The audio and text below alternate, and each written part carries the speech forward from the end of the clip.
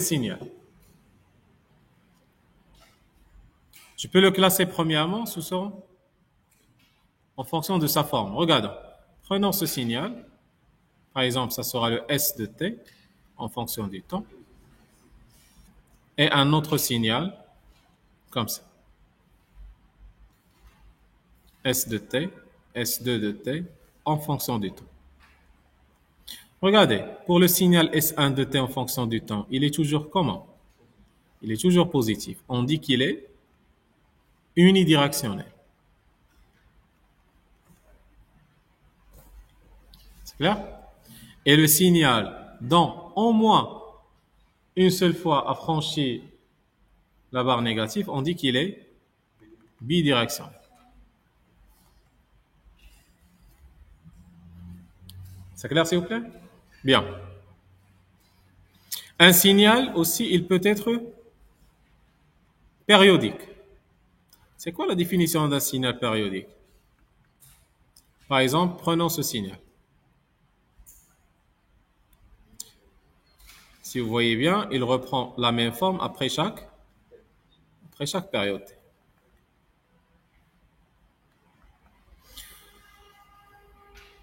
C'est quoi la définition d'un signal périodique? Ça veut dire que le S du t est égal à quoi aussi? S de t plus k grand. À chaque période, que ce soit bien sûr le k. Le k, c'est 1, 2, 3, 4 jusqu'au l'infini. Ça va être exactement la même chose. On est d'accord? Ce signal, si c'est le cas, on dit ici c'est périodique.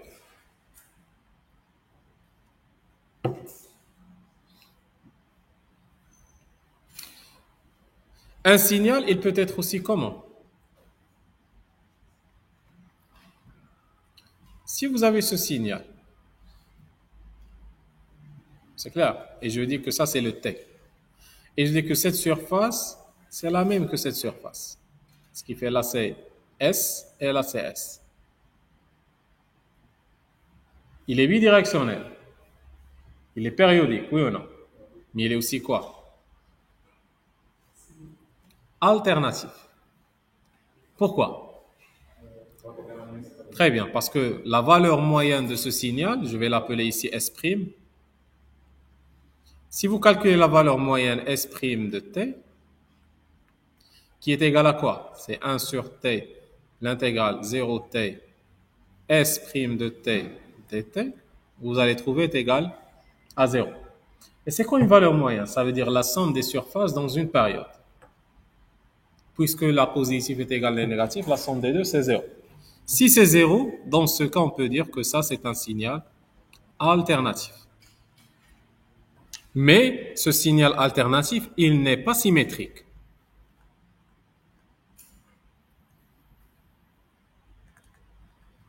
Ça veut dire quoi symétrique? La partie en haut n'a pas la même forme que la partie qui est en bas, n'est-ce pas? Il est asymétrique. Ce n'est pas symétrique. Ça sera quoi un signal symétrique? Sinusoïdal, c'est... Mais c'est pas obligatoire qu'il soit sinusoïdal. C'est bien. On peut avoir un signal comme suite. Ça, est-ce qu'il est symétrique ou pas? Est-ce qu'il est alternatif ou pas? Alors ça sera un signal alternatif. À condition si quoi? Je vais dire que là, c'est S0. Et là, ce sera quoi? Moins S0. Ça, c'est quoi ce point? C'est le T sur 2. Parce que là, ça sera quoi? La période, oui ou non? Ça sera la période. Parce que ça, c'est un signal qui va continuer. Ça, c'est T sur 2. Là, c'est quoi? Je vais dire que là, c'est T0. Et ce point, ça sera quoi? T0 plus T sur. Ce qui fait, quand est-ce que je peux dire que j'ai un signal alternatif symétrique? Si le S de T0 est égal moins S de T0 plus T sur 2. Dans ce cas, ça sera un signal alternatif est symétrique. Oui ou non?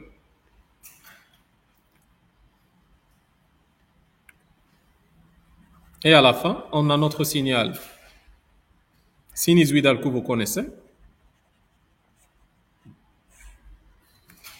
Ça sera ce signal. Généralement, je préfère l'écrire en fonction de oméga t. Et là, c'est le S de t.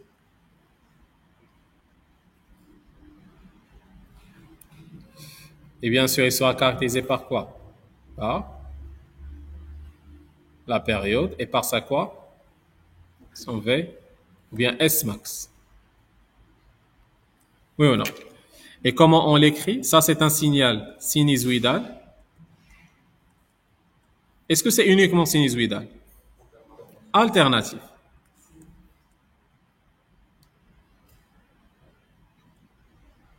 Et pourquoi on dit alternatif? Parce que sa valeur moyenne, elle est nulle. Est-ce qu'il est symétrique? Il est symétrique aussi. D'accord?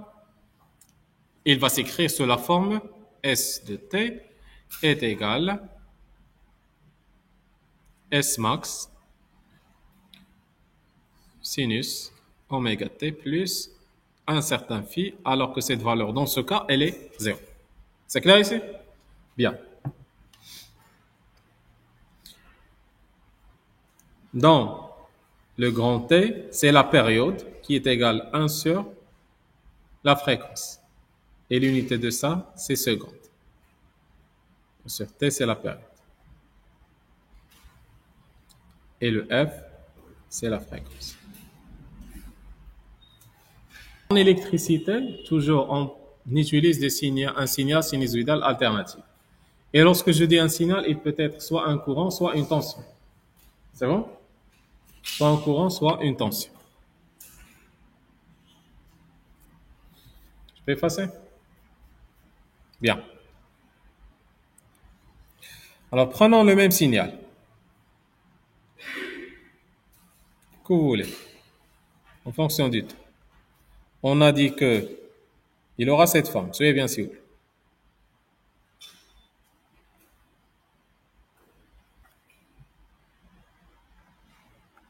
Avec cette valeur, c'est le S max. Et là, c'est votre grand T. Ce qui fait, si on fait ça, c'est sa forme temporelle, oui ou non? Si on écrit ça, c'est comme si je veux calculer quoi? La valeur efficace. Si j'écris ça, c'est S max. Si j'écris ça, c'est S moyen. Chacune est différente de l'autre. C'est pas la même chose. C'est quoi, s'il vous plaît, le S moyen par définition? 1 sur T, l'intégrale 0 T, S de T, dt. Rapidement, essayons de le calculer. C'est quoi la valeur moyenne de ce signal? Ça doit être 0. Par démonstration, ça vous donne ça. Parce que ce signal, on a dit comment il s'écrit. S de T, c'est S max sinus oméga T. Parce que le déphasage, c'est 0. Il a commencé de combien? De 0, oui ou non? Il a commencé de 0. Alors, ça sera S max sinus oméga T dt. Ça vous donne S max sur grand T intégrant. Ça sera moins cosinus oméga T sur oméga. Et c'est quoi le oméga, s'il vous plaît? C'est 2pi sur T. Ou bien c'est 2pi F. Elle est en quoi? Radian par seconde. Très bien. Elle est en radian par seconde. Alors, ce qui fait le S moyen, il vous donne, c'est S max sur oméga grand T, facteur 2. Remplaçant, moins cosinus, bien sûr, c'est de 0 jusqu'au T. Ça sera de oméga grand T plus cosinus, bien sûr, parce que vous faites sortir le mot. 0. Ça vous donne? C'est S max sur oméga T. C'est quoi cosinus oméga T? Oméga T, c'est 2pi. C'est comme si vous avez moins cosinus de pi, moins cosinus 0. Plus, plutôt. Ce qui fait ce terme, ça sera ce qui fait la valeur moyenne de ce signal. Qu'est-ce que je peux conclure? C'est quoi S? C'est la valeur efficace. Par définition, c'est quoi la valeur efficace? C'est la racine de la moyenne carrée de ce signal. C'est clair? Est égal à combien? C'est la racine de 1 sur t, l'intégrale 0 t, s carré de t, dt. C'est ça par définition la forme globale de la valeur efficace. On est d'accord? Essayons de la calculer s'il vous plaît. Au lieu de mettre la racine, je peux dire que le s carré efficace, c'est 1 sur t, l'intégrale 0 à t, ça sera S max au carré, sinus carré de oméga t dt. Et c'est quoi le sinus carré?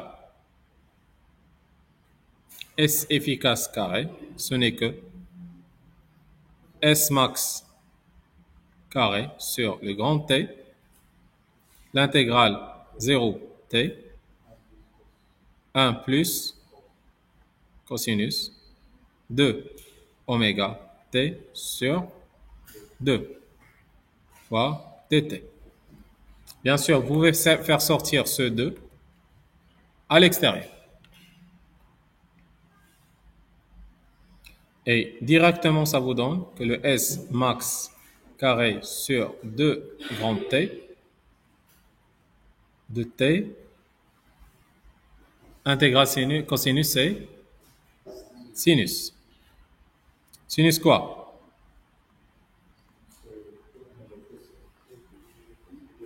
Sur 2 oméga. C'est clair, de 0 à T. Et ce terme, le 2 oméga T, c'est quoi oméga grand T? C'est 2pi. Le sinus de oméga grand T, c'est 0. Et le sinus de 0, c'est ce qui fait ce terme, c'est toujours 0. C'est comme si on aura quoi? Est égal S max sur 2t facteur de t. Ça avec ça, bien sûr là c'est le carré. Ce qui vous donne que la valeur efficace, ce n'est que la valeur maximale carrée sur 2. Et à partir de là, qu'est-ce qu'on peut tirer? Voilà, que toujours la valeur efficace, c'est le S max sur racine. Là, ça, c'est au cas. Uniquement, ça c'est toujours le cas, uniquement dans un signal sinusoïdal alternatif. C'est-à-dire lorsque vous aurez uniquement un signal comme ça. Il faut faire attention s'il vous plaît. Uniquement dans un signal sinusoïdal alternatif. À part ça, qu'est-ce qu'il faut faire? Il faut calculer le tout.